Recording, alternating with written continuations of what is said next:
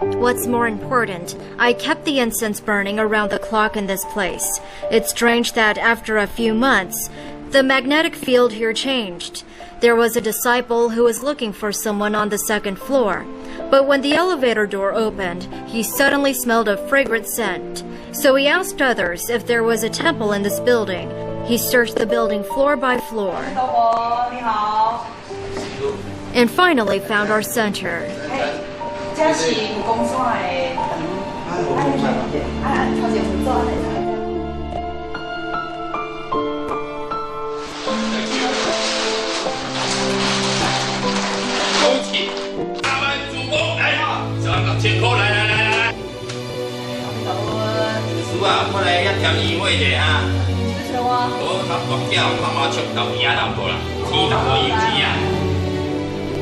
Some disciples asked me, should we take this type of money?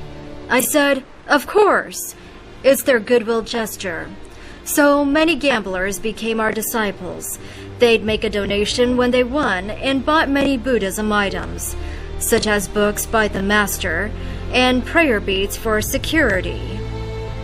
So we've done a lot to preach Buddhism and encourage Buddhist belief.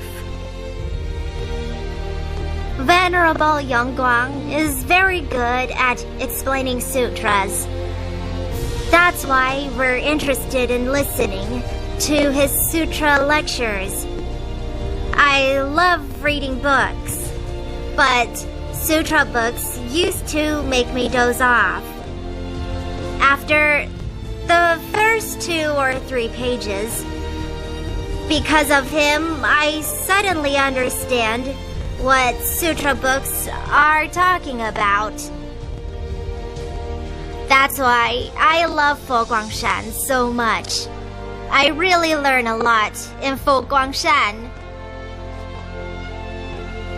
I think the Venerable Young Guang is unique. He looks very solemn and is always confident in what he does. He puts ideas into action immediately and sees things in a very different way.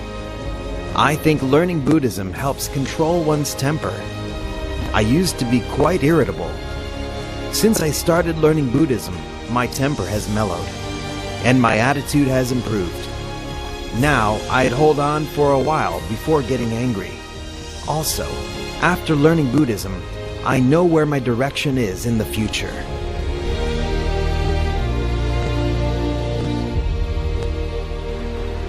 Manila disciples are keen on learning Dharma.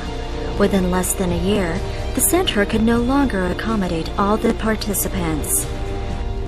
In March 1993, most Venerable Zhuang came to the Philippines to seek a suitable place and bought the former Soviet embassy, which had extensive history, for use as a new location for our center.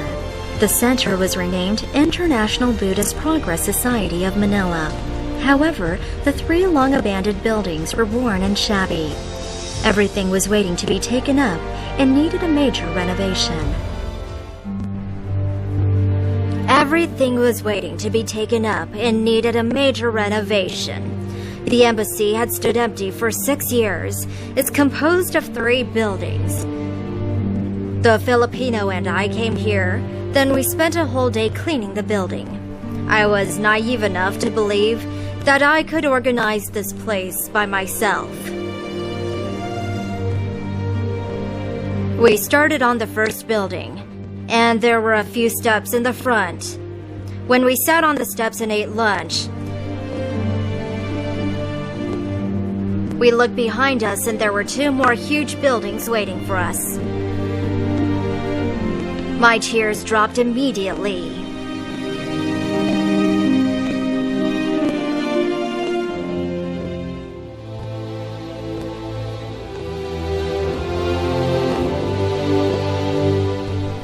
When the renovations took place, we saw many builders working here, but they worked so slowly. When they came in the morning, they'd first have breakfast and perhaps some cigarettes or coffee. At noon, they were ready for lunch at 11 or 11:30 a.m. At 3 p.m. in the afternoon, they were ready for snacks. We supervised the renovation work. Although I couldn't speak their language, I tried to figure out a way to make them pick up the pace. I came up with an idea. I took a desk outside, sat in front of it, and watched them work.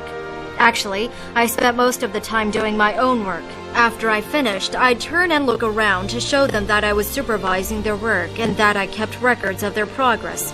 Sometimes I'd take a picture of the site to keep track of their progress, so that greatly quickened the pace.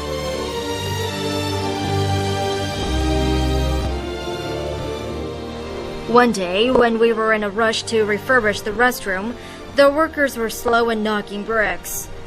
That night, Venerable Master Guang Shan did the work himself.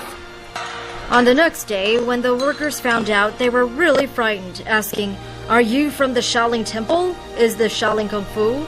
The work will take me a week, but why can you finish it overnight?"